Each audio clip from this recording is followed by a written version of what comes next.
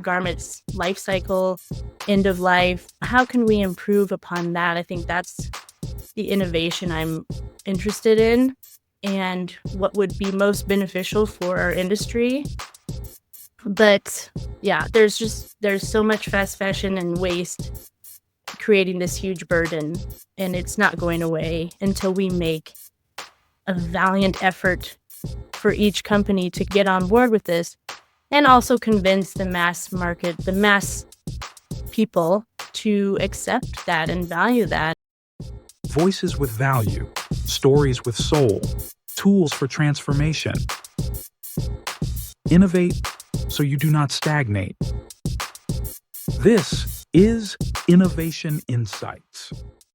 Welcome to another episode of Innovation Insights, where we dive deep into the minds shaping the future of industries through innovation, creativity, and groundbreaking research. We believe that innovation happens in all aspects of life. I am your host, Dr. Eulanda Sanders. Today, we are thrilled to welcome Hilary Glenn Riley, a visionary designer and industry trailblazer whose expertise in knitwear and performance apparel has left a lasting mark on the outdoor and activewear industry. Hilary is currently the senior knit apparel designer at SmartWool, a VF company, where she leads the charge in developing high-performance, sustainable knitwear that merges function with style. With over a decade of experience in the industry, she has collaborated with leading brands, including Crimson Clover, Title IX, Pearl Izumi, Spider, and many more, shaping the way we think about technical apparel. Beyond her work with SmartWool, Hilary is also the co-founder of Glenn & Glenn, an apparel brand dedicated to pushing the boundaries of innovation and design. With a Bachelor of Science in Apparel Design and Production from Colorado State University and further studies at the Fashion Institute of Technology, Hilary has honed her craft through diverse experiences spanning trend forecasting in Paris, sweater design in New York, and performance wear development in Colorado. Her ability to merge aesthetic appeal with technical functionality has positioned her as a key innovator. In today's conversation, we will explore her career journey, design philosophy, and how innovation continues to shape the future of performance and lifestyle apparel. Get ready for an inspiring discussion with an industry leader who has mastered the art of combining comfort, sustainability, and style in every stitch. Welcome to the Innovation Insights podcast. I'm so happy to have you here. Well, I'm happy to be here. Thank you for having me. Well, you are a blast from my past, my days at Colorado State. You were one of my students there, and it's Yes. been just so much fun to watch your career over the years. I think it was, I mean, it's been a while since you graduated. I'm not gonna, It has been a while. I'm not gonna. We won't have to say any dates and I love time. Oh, but it's fun because when you go through a design program, there's a cohort of you go through together, and we still have remained friends. And Oh, so I see your posts on social media that you're doing things together, your careers, your lives continue to yeah. evolve, and so it's just been really, really fun. It's been great. I mean, yeah, college was amazing. I think the program at CSU was amazing. You were like my favorite teacher there, so it's so fun to Thank you. reconnect. And yeah, I've stayed close with several of the girls in the design courses that we were in at CSU, and it's been fun seeing where everyone's like trajectory went after school, and some went into sustainability, and then of course another best friend that's also in knitwear. Yeah, it's been awesome. Yeah, I'm gonna try to get both of those individuals on here I too. know, yeah. You need So- to. so- I'll push them. Yeah. Thank you, thank you, thank you. Well, let's start with what made you decide that you wanted to pursue fashion as a career? I think growing up, I was always interested in art, and I think my parents knew that or saw my, artistic abilities as a child and kind of pushed me to go into art classes. And so I grew up just doing as many art classes as I could and really had a passion for it. My sister was also very skilled in art. My mom was an interior designer, so she had fantastic taste in clothing and interior design. So I think that also influenced me as well. Oh, absolutely. So it's in the genes. It's in the genes. It really is. Yeah, and then I remember in high school, I was interested in fashion journalism after doing like a yearbook class and kind of doing layouts and like fashion magazines. And then I just actually went to a CSU informative meeting to hear about the apparel design program. And that really interested me. And I loved that they helped get you into an internship your senior year. So I was like, oh my gosh, that would be amazing.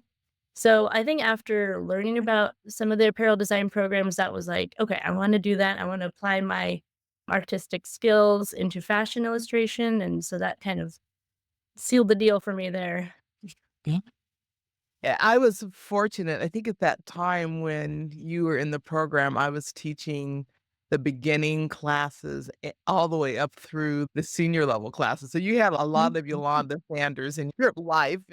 But I do remember you just coming in completely passionate, great taste and illustration skills. And I used to use even when I left Colorado, I used your senior line package, your whole presentation. I used it as an example for Oh, good. students too. Yeah. Yeah. It was good. It was good. Oh, good. Thank you. I remember that was a lot of work that went into that, and it was fun. Used in my portfolio for a while. Good, good. Well, that was the purpose, was that you have something that was portfolio ready when you finished. So what designers really influenced you or were inspirational to you, or brands or artistic movements that inspired you when you were growing up? I well, it's interesting because I was kind of dead set on going and interning at Ralph Lauren when I was in college, and there was an opportunity, and then it didn't work out time-wise, and an opportunity to intern at Diane von Furstenberg came about, and I knew of her, I didn't know a lot about her, and I actually was like, "I have to jump on this opportunity." It was kind of on the rise of her second coming after she was huge in the '70s, and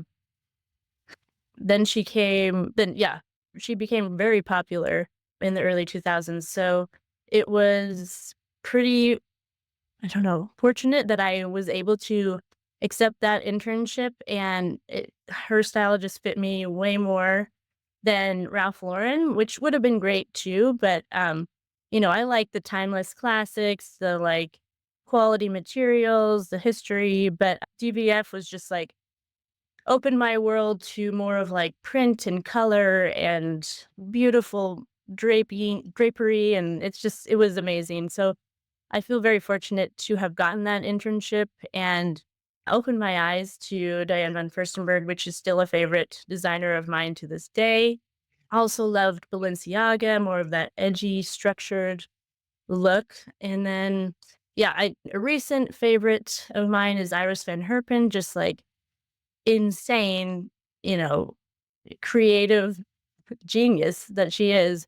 Love her designs, and then also Stella McCartney was one of my favorites. That her store was actually across the street from DVF when I was interning, so I'd always go over there and look at her designs, but yeah, there are many over the years, but it was interesting after, like, how things shift as my taste expanded as an adult, so Yeah.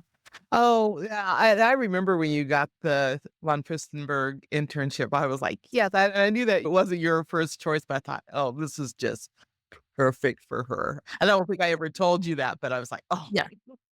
It was so great. I mean, just seeing because I was doing mostly, like, materials and working with the print team, and then also running up to their, like, Midtown studio, doing classic intern work, but it was so worth it and met a lot of wonderful people there, and it was just really eye-opening, and I did get to stay on and be like their trim liaison for a little bit, which was really fun as well, so that was awesome.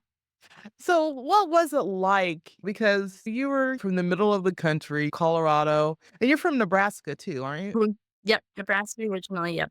Yeah, and so what was it like to move to New York City? Because sometimes, that's a big transition from a little bit Slower paced lifestyle. Yeah. Yes.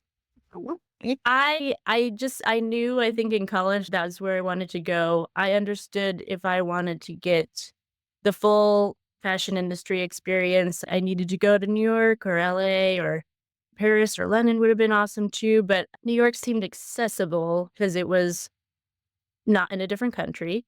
And also, I had been to New York, I think, once before. I just loved the energy of the city. And yeah, that really inspired me.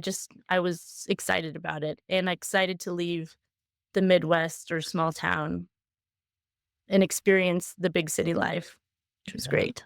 Well, New York is amazing. It is Yeah. amazing. I know. I know. I do miss, yeah.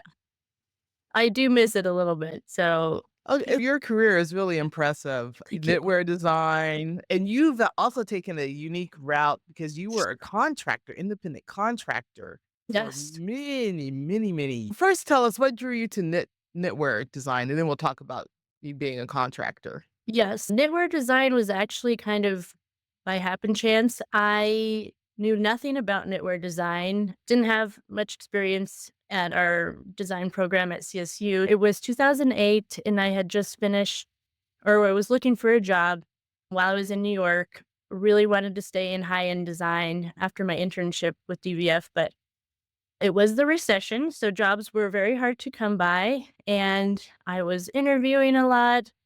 I interviewed for Macy's private label, and they had an assistant sweater design position open.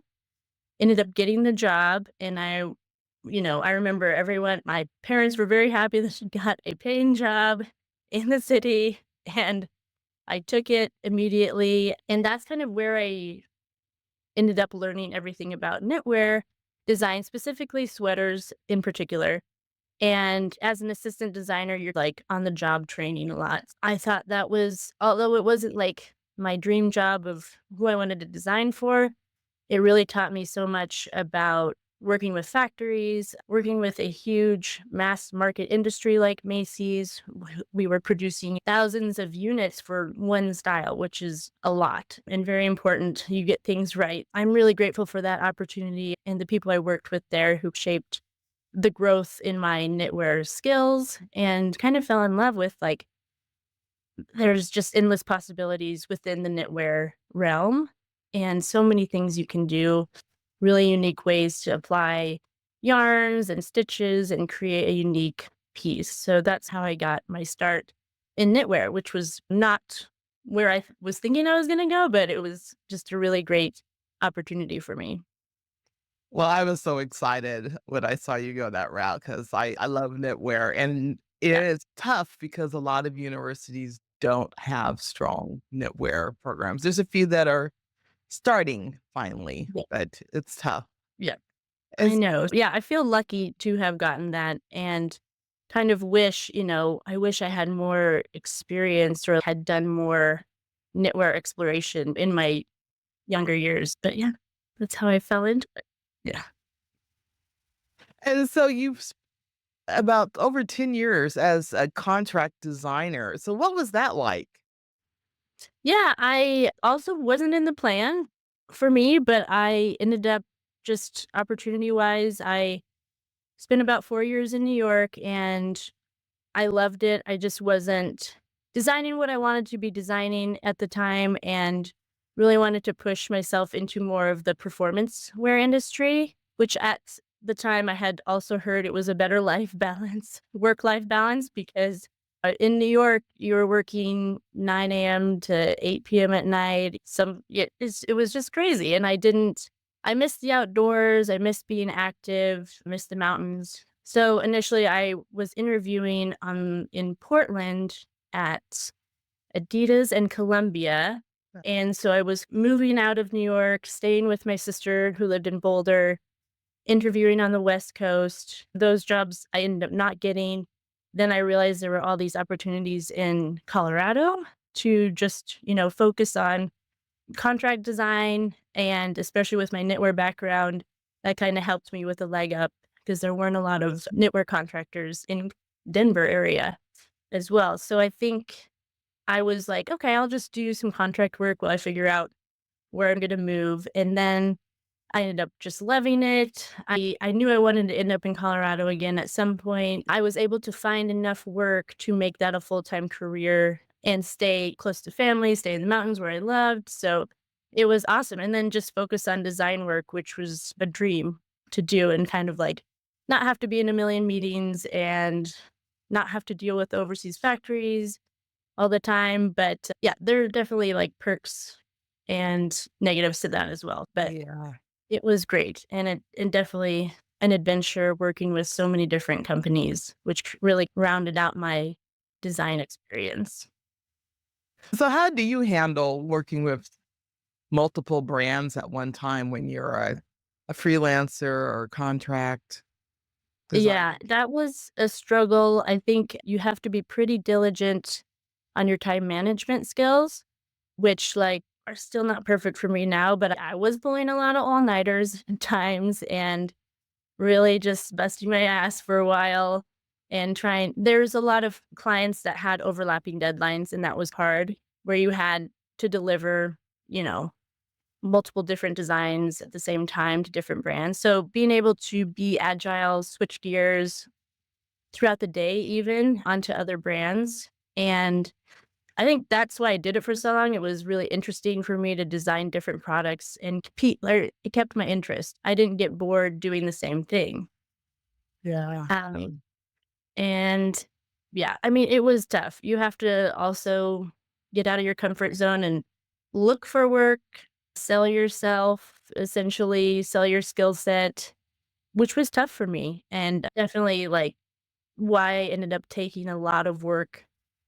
Any opportunity that came my way, I said yes to. And then it got a little busy. But then you have your clients that come back season after season, and then you get into a groove and get on a schedule with things. So it was an experience. It was a roller coaster of I bet. Oh, I bet.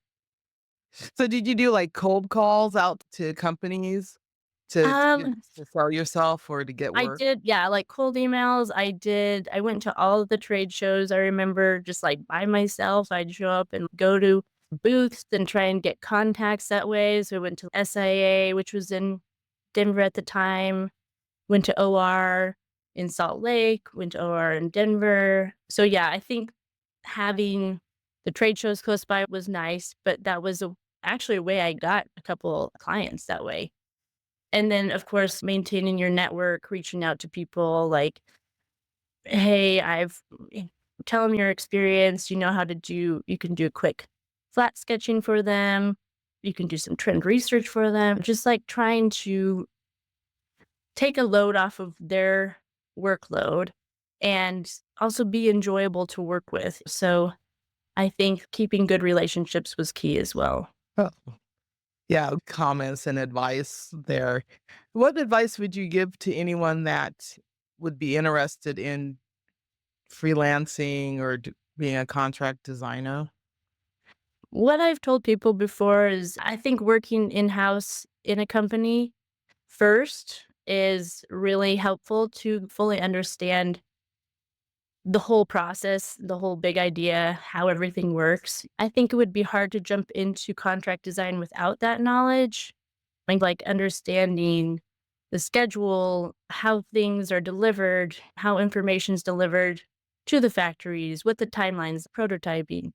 So I often tell people, like, if you get a chance to work in-house, I would recommend doing that before going out on your own, just so you can understand the big picture of the company. I think that helped me having interacted with overseas factories at my job in at Macy's was really helpful to understand like their viewpoint, how to communicate with them, and just having understanding like what tech packs need to look like for the factory to understand them was key. So creating a great tech pack for your brand so they have limited changes on their end would be what they're looking for essentially too. So less work on the brand side. So yeah, I think mainly working in-house would be my biggest suggestion for people who are starting to think about contract. I think you're absolutely right because you need to understand the industry so that you can then be a good partner with whomever you're company you're working with. for sure. You were a contractor at SmartWool, but now you've transitioned into a position as a senior knitwear designer. So what's exciting Yes. Yeah. about that? And just like, just for our audience, the whole Denver apparel outdoor market, it took a huge shift when VF Corp moved to Denver and so many opportunities there. Oh yeah, like that was a game changer. You still have Lazumi, Absolutely. Obermeyer and Aspen, Spider and Boulder, Crimson Clover and Boulder. So there's still like several small companies, but VF moving to Denver was huge. North Face is a huge company. And then Smartwool was in Boulder and then moved to Denver as well. But yeah, that's an awesome. I've seen so many CSU students come through interning. I work with a lot of CSU alumni at SmartWool, so it's really awesome to see opportunities arise in Denver for that in the performance market. But yeah, I think I contracted for SmartWool for several years, so that was very helpful when this job position opened up. So they kind of knew my work, my aesthetic, my work habits and interaction. So I think that was helpful in me getting the job. And then I've really loved going back in house and focusing on one company versus multitasking with other things. And then just being in a stable salary job is great for me. And I have a young family. So that's been good. But yeah, I do miss like contract days where you could just work from the beach or something or go on vacation to your own timeline, but it's been great. And yeah, VF is just a really awesome opportunity for people in Denver. Yeah. The Denver market is really an amazing market and lots of just job opportunities in apparel. And I think sometimes people don't realize that. Now, tell us a little bit about SmartWool because they're known for performance knitwear. And I think most people know them for their socks, obviously. A lot of people don't even know that they have active apparel, outerwear, base layers, obviously our franchise category. But yeah, we're trying to change that, trying to get into more doors and grow the business in that in other categories beyond base layer and on mountain. And yeah, what excites me, I guess, in working in knitwear is there aren't a lot of performance knitwear brands out there. And so it's this untapped market, especially using merino wool, which is like the best fiber you could use for performance knitwear. So that has been an awesome opportunity for me working there is to push myself and push innovation that way, constantly learning how to better that and improve performance knitwear in an untapped market, essentially. so with performance, how does that differ from fashion products, purely fashion products versus performance products? What are some things that you have to consider as a designer? Material mainly. Fashion products, you can use a lot of different options. And working for SmartWool, obviously, we want wool incorporated in there somehow. We've developed a lot of materials, woven materials, jerseys, blends. And so that's really cool to do as well. Like, we're not just taking off the shelf fabrics you can get anywhere. We're working on testing those. Lots of testing happens on materials, which is why we work so far ahead. And then same with yarns too. We work with several different yarn blends, yarn plate yarns to achieve the desired fit and the desired compression that we need. So we're constantly developing and working on that. And so it differs from other companies because we're creating these materials and creating these formulas to create the best product that we can to deliver on the best performance that we can. So textile science is extremely. Yeah. I know. I was like, I wish I paid a little more attention in that class because it was It's really important. Yeah. Agree that it's just important. I think across even fashion products, but performance wear so extremely important. So I'm glad you talked about the materials. How about the human factor? How does that play into performance apparel? For instance, like body mapping. Yeah. We do a lot of that with knitwear. We're doing more base layer fit or first layer where we're trying to adapt to the body in motion. And so with knits, you can really engineer anything, which is just amazing. So dependent on what machine you're using, but for instance, seamless, you can engineer mesh zones, creating a seam-free garment and having those breathability maximized in your highest sweat areas. And then you can also add stitches and extra yarns to add durability in zones that need it, like your elbows or your knees when you're doing activities like skiing or backpacking on your shoulders. So there's just unlimited ways where you can use stitches and yarns to maximize those performance benefits like breathability, temperature regulating, um, odor regulating. So it's pretty amazing what you can do. Yeah. Yeah, and you're using whole garment knit technology, We're or not we're hoping to. It's, like, on the pipeline. yeah. We do currently use seamless and Mhm. then Shima machines, stole machines for flat knit. But, yeah, and that was really interesting to me too. I had not worked on seamless before SmartWool, so it's been a good learning experience for me and getting to see how those machines create the tubes, and it's fascinating. Yeah, it is. It really is. And as you said, to be able to tailor a garment in different spots or areas to meet functionality needs for humans. Do you do a lot of wear testing and with people or Yes, we have a whole wear testing team.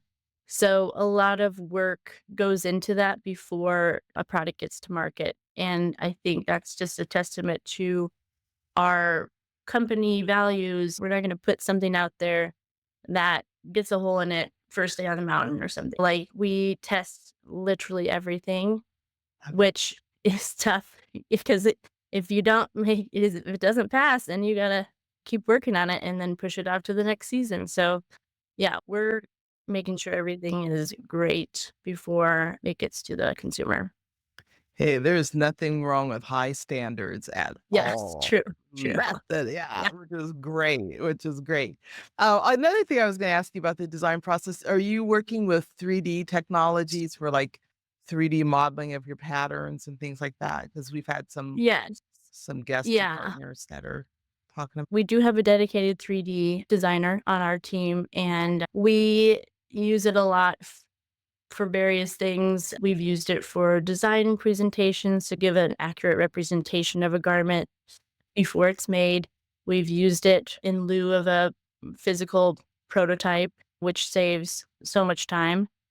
And so that's mainly like how we use it is visuals on our website as well. And I think that's the future of it, to utilize it more and decrease time spent shipping and waiting and creating a P1. Like, we can do it virtually first, and that's, like, significantly cut down on time and effort, and such a great tool for the fashion industry using programs like Clo and Browseware, and yeah, it's essential. I think it's really in the direction the fashion industry is using it, it's gonna be pretty helpful go forward. Yeah. Oh, that's great. That is great. And so let's take a little bit of a turn because you are very entrepreneurial too. And you co-founded Glenn and Glenn in 2019. And what I respect too is that you took a couple of years of developing the company before you launched it. And so tell us about Glenn and Glenn. Well, yeah, it was during my time when I was contracting for several other companies, and I was sharing an office with my sister in Boulder, and She's also a designer in her own right. She did a lot of brand identity for companies, is an amazing graphic designer, photographer.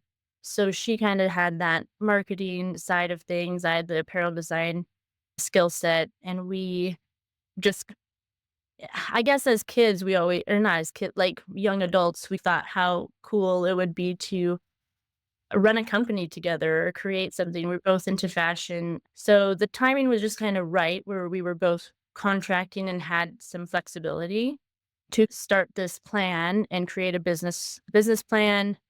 My dad was a huge help because he had recently retired and was our CFO for a while. So he got the financial stuff organized, which was key because that was not my skill set at all. And so it was truly a family business where we pitched to investors. I had initial, let's see, we had a 9-piece collection, I think, mapped out to launch for spring. And we were working with developers to get the patterns made. I think the hugest struggle was finding a factory. As a contractor, you don't have a ton of connections. I had a few from Macy's, so I think that was very time consuming, and maybe I'm getting off topic. There's so many things I could talk about, but This is good.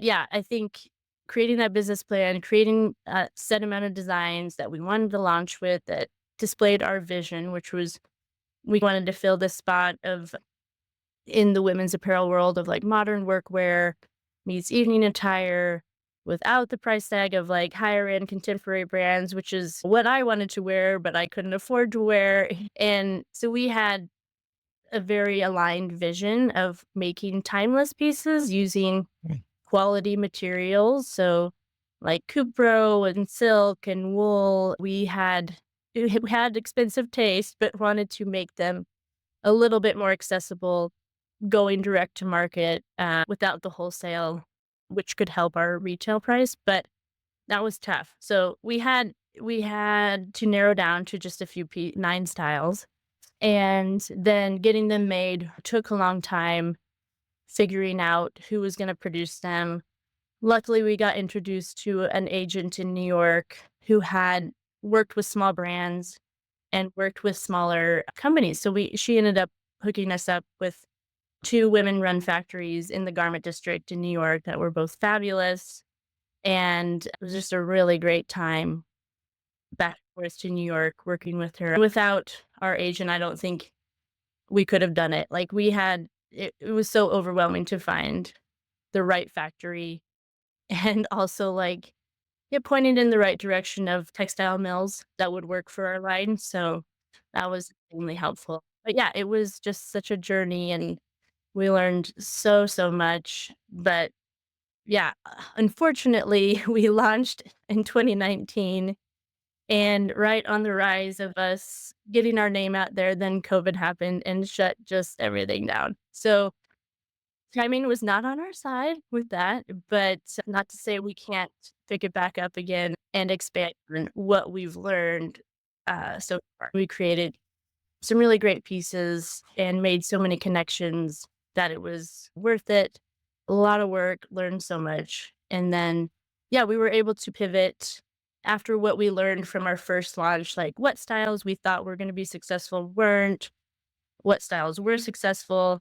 So we took that into consideration when doing our fall line and created a few different pieces that ended up being bestsellers. So it was great to see the business side of things. I think we underestimated the amount of marketing dollars that you have to Wow. spend, especially as a small brand, which is sad because a lot of small brands don't have that money, but you really have to compete to get your name out there, and that takes a lot of marketing dollars, which is unfortunate. So I think there's a lot to learn there, and like I said to you, I was like, we could dedicate a whole another hour to what worked and what not, but I would love to have your sister and you back to talk more about Glenn and Glenn. The designs were beautiful, the quality. I did purchase a couple pieces yes, and thank just you.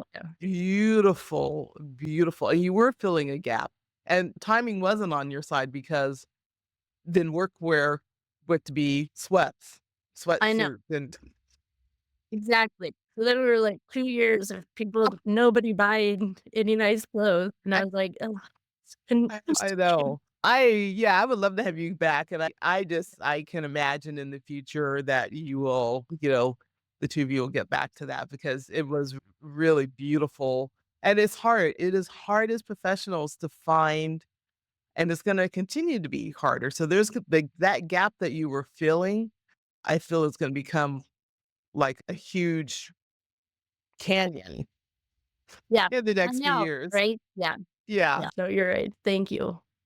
Well, I would say keep all of those designs and ideas that you have because down the road, the way retail is going now and we're getting smaller and there's gonna be less choices for people and people are Yeah, gonna want choices. So exactly.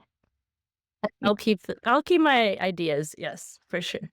I'm sure you have plenty of them that are always.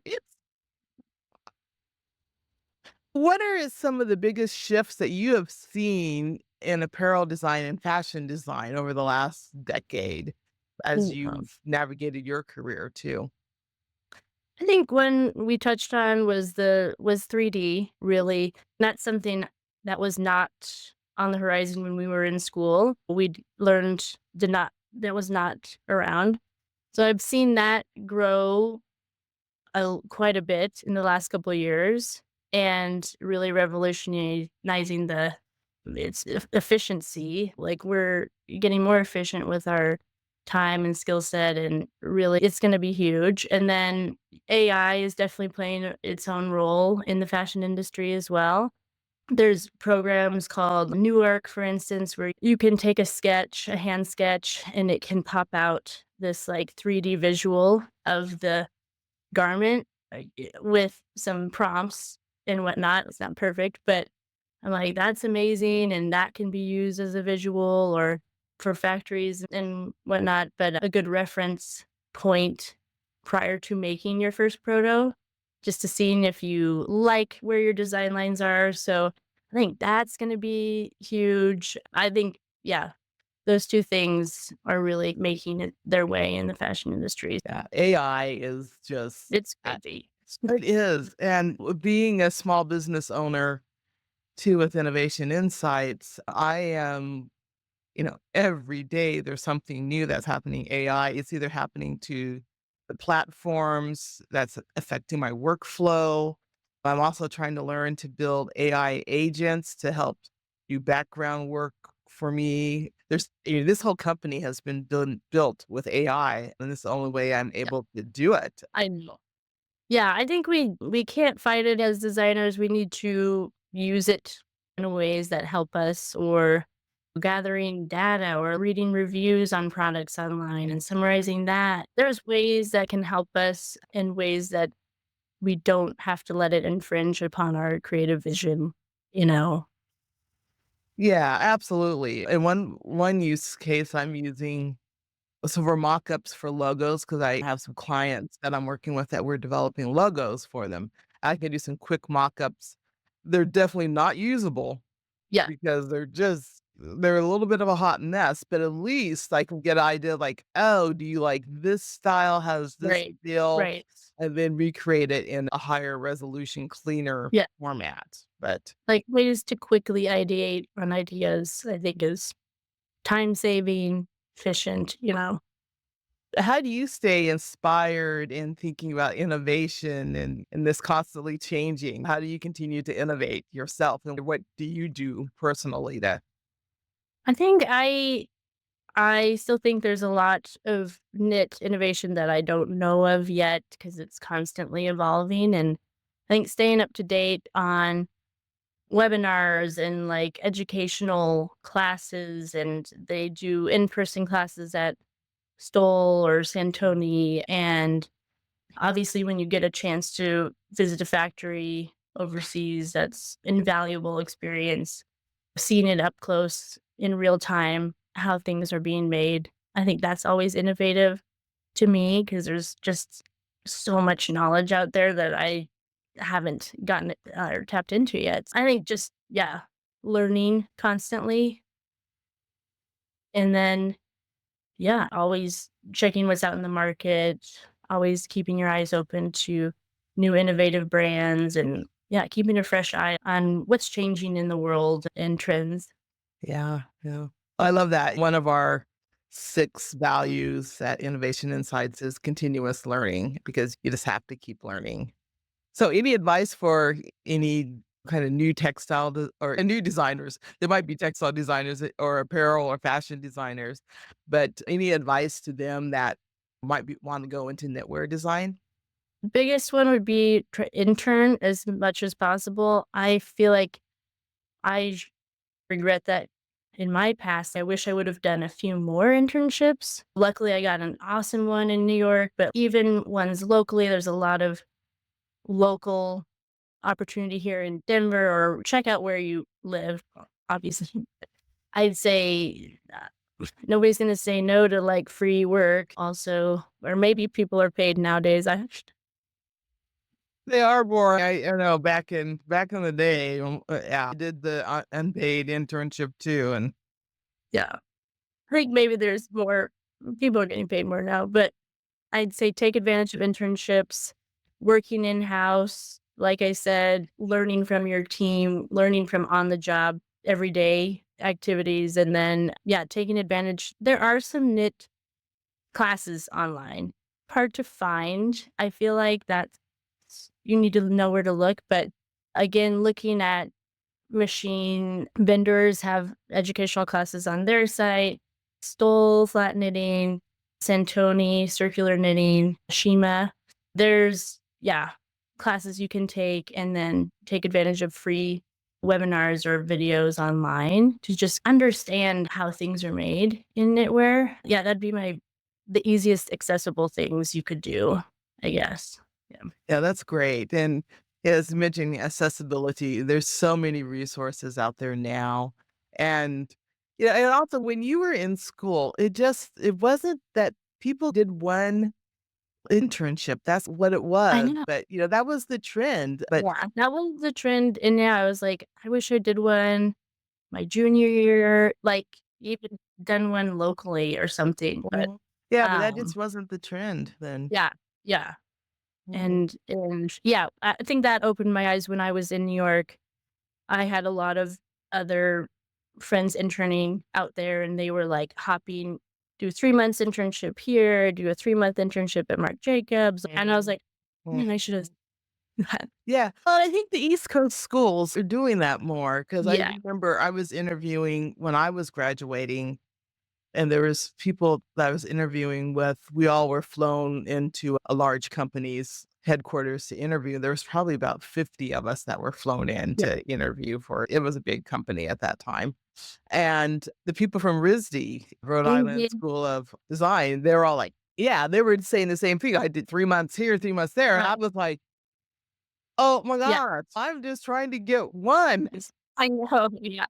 But yeah, obviously location plays a huge part in that, like, East Coast people Absolutely. were really lucky to have that Yeah. many opportunities close by and to Yeah. do it while they were in school Yeah. too. Yeah. Yeah, for me, I was like, I could not make money while living in New York. I was like, I have to get a job after Absolutely. this. Yeah, Absolutely. make it Absolutely. work when you're studying or when you have a Yes. flexible schedule. Or it doesn't Yeah. have you could do 1 day a week or something. Yeah.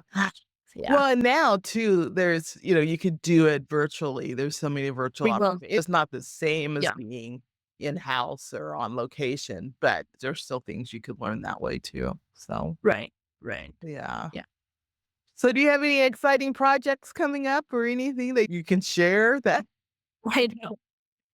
I think, yeah, SmartWool, we work kinda 2 years ahead of time, so Yeah. we'll see in 2 years, but and as far as Glenn& and Glenn, I think future, I would love to do a private label like that again and Yeah. use what we've learned to hone in on maybe we do smaller batch production, smaller capsule collections. There's a lot of ways you can make things like, we use some sewers in Wyoming and Colorado, like, it doesn't have to be in New York. Um, Mhm. I mean, that's where a lot of the skill is out there, but, yeah, I think that is a goal of mine eventually to somehow do that and yeah, just grow in my career and grow as a manager and, I think it's fun. The fashion industry is so great, and I think there's just more and more opportunity now than there used to be, especially in all the different facets of the development side of things or the 3D side of things and design and merchandising. There's just so many ways you can go with that. Yeah.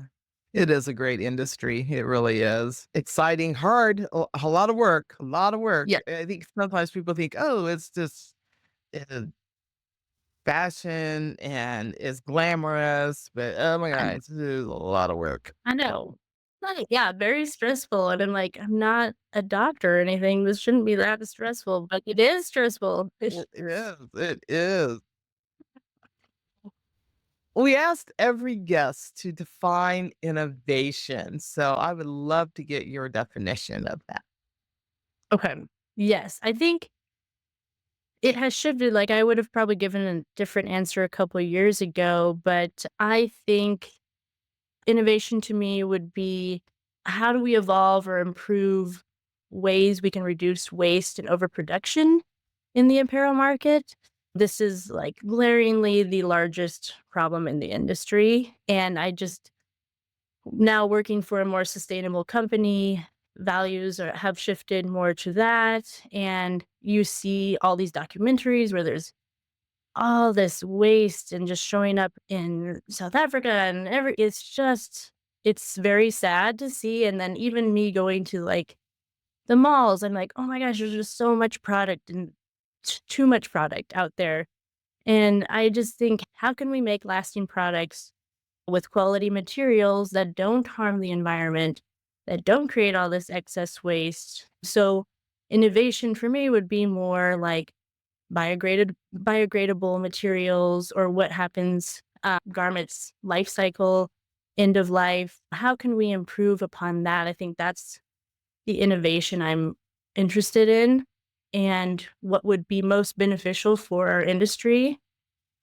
But yeah, there's so much fast fashion and waste creating this huge burden, and it's not going away until we make a valiant effort for each company to get on board with this and also convince the mass market, the mass people to accept that and value that. And I know price is a huge factor in that. Quality materials are sometimes more expensive, but then you can buy less apparel. It's going to last for years versus like you buying a new top every season or every 6 months. I don't know. It's a challenge on how to convince the population to get on board with that, and how do we make it accessible for people? And yeah, so I think that's where innovation is, in my opinion. That's a great definition. And I so agree with you. And you did such a lovely job of just uh, wrapping up so many of the challenges of the fashion industry and the apparel industry, but with some ideas on how to make some solutions to by being innovative. So thank you for Yeah. that. Yes, of course. Yeah. I would have probably said something, yeah, different, but now I'm just like, oh, this is just it's tough when you see what you see in the apparel industry. Oh, we just wanna make better products that last longer, that don't impact the environment, but are accessible. So it is a work in progress. Yeah, those Yeah, are absolutely key components. Oh, I'm just so thankful to have you here. Thank you for being here and taking time out of your very of course. busy schedule. Well, thank you for having me. So, if someone wants to get a hold of you, what's the best way to get in contact with you? Okay. Probably via email, and Mm, you could do hilaryglendesign@gmail.com. okay, great. And you're on LinkedIn too. And on yeah, I'm on LinkedIn as well, Yeah, so we'll make sure that link is messaging. that's put into the show notes too. Yeah. Oh, Yeah. I hope that all of you were as inspired as I have been with this conversation with Hilary Glenn Riley. She has an amazing career in the fashion industry. and has spanned various product categories and various work type situations. So much to learn from her. So please make sure that you follow Hilary, connect with her on LinkedIn. If you enjoyed this episode, please subscribe, leave a comment, and share it with your network. Your support helps us to continue to bring powerful conversations like this one to the forefront. And thank you for tuning in. And as always, keep innovating, keep dreaming, and keep making a difference.